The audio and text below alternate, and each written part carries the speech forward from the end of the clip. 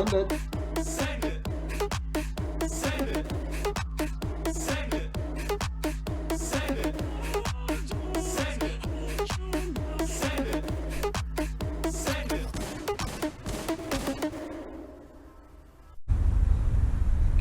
welcome back to another episode of KC's Beer Room. You're in the beer room.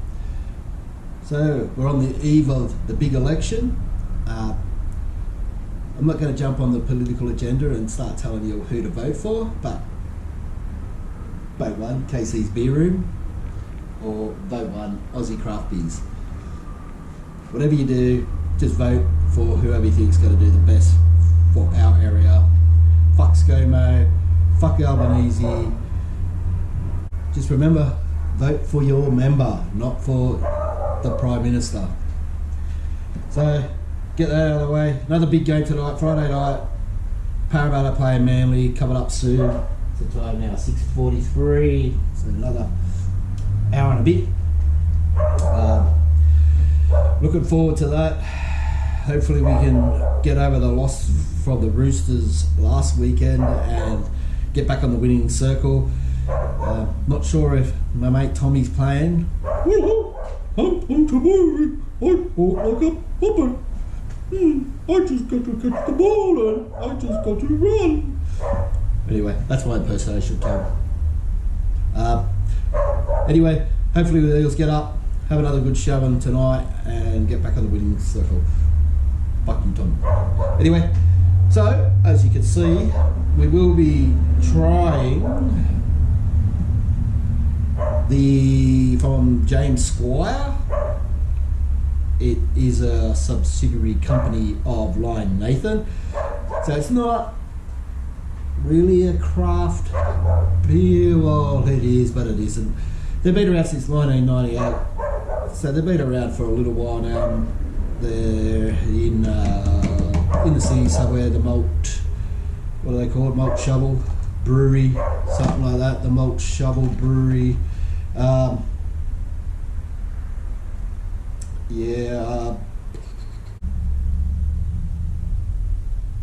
Okay, so they've got a few core beer in their range. One is the Broken Shackles. Let's put the glasses on. It's a lager. They've got the 51 lashes or 150 lashes. It's a pale ale. They have the Hop Thief, which I've got here. It's American Pale Ale. They've got the Swindler, which is a tropical pale, so it'll be fruity. The Chancellor, the Golden Ale, the Nine Tails Amber Ale, and that's pretty much their core range. So they say that James Squire was the first to brew in Australia. I call bullshit. My six-by great-grandfather, Matthew James Everingham, came out on the first fleet as well. Was a well-known and respected brewer of rum in the Hawkesbury region. He actually supplied rum to the Rum Corps, which was the government running the show back in the early 1800s. So James Squire, get off your fucking high horse. You weren't the first, you probably might have been the second. So, a bit about this beer, tasting notes. They say, for those who like to take a punt on something unique, this brew's roasted barley and long maturation deliver a dark, complex porter with a hint of malt chocolate, roasted coffee, and a light, creamy finish. It's 99% sugar-free. It's preservative-free. On this little box here, they have all the nutritional information, which will be fuck all nutrition for you. So I've had about 3 or 4 of these already. They're 5%ers.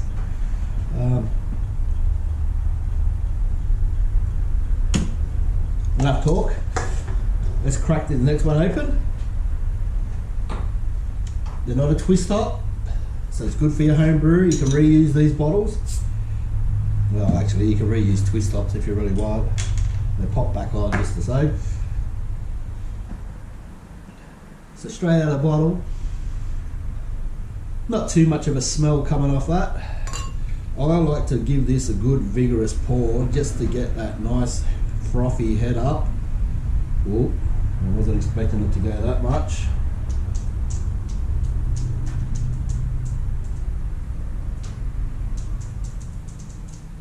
Yeah, that's what I'm talking about. Have a look at that. That's like an ice cream. So she's nice and black. Nice and black.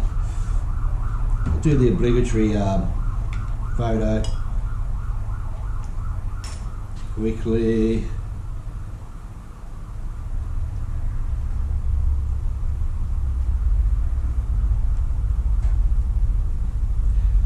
So it's the Jack of Spades. It's James Squire's take on a porter. It's got a nice big froth as you saw me pour it. I'd say it's a beige. It's a beige Richie. Tannish beigey colour. Quickly smelling it. I noticed when you first pour it, it sort of doesn't really smell. Let's just do that. Doesn't really smell too much.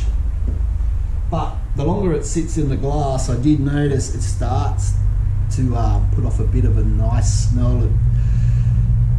You can smell, I'd say, the malt, and you can smell the coffee, chocolatey coffee sort of smell comes off. It's better than 2 years old, put it that way. It's better than Filter's old brown ale, whatever it is. I have got a few of them. I haven't reviewed it yet, but I have drank a few of the Filter ones. I don't really like the brown ales. The brown ales, just something about them, they just don't taste right. But this is a porter, so we'll give it a taste and see how we go.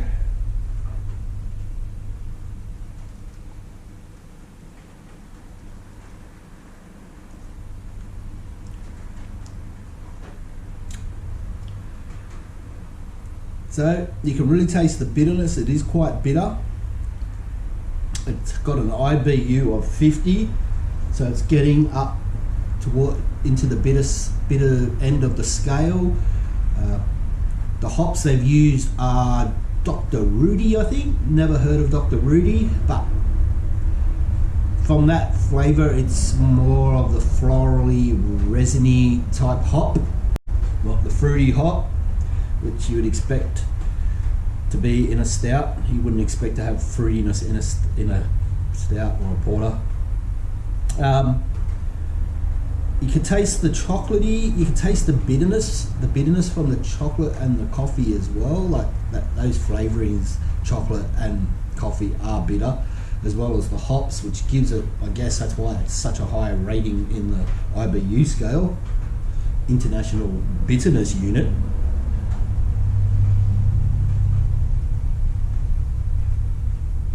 So it's quite good.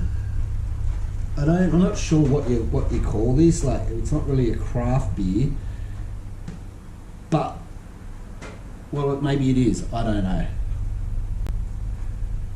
I think it is a craft beer, but it's just made on a much larger scale. They actually use hops, not just an extract. And they probably make the batches slightly smaller, but you can buy this stuff everywhere. So I'm assuming they are making it in big batches, but I don't know. 2 years old, which is owned by the same company by line, tastes absolutely fucking shit compared to what this does.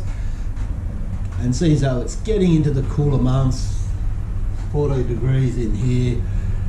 Hasn't much got over that temperature up in the lower mountains at all today, so I thought trying a porter would be nice on a night like this.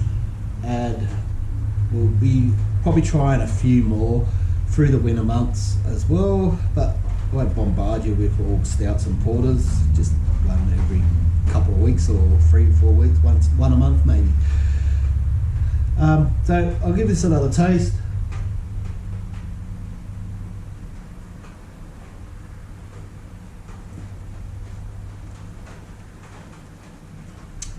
So it's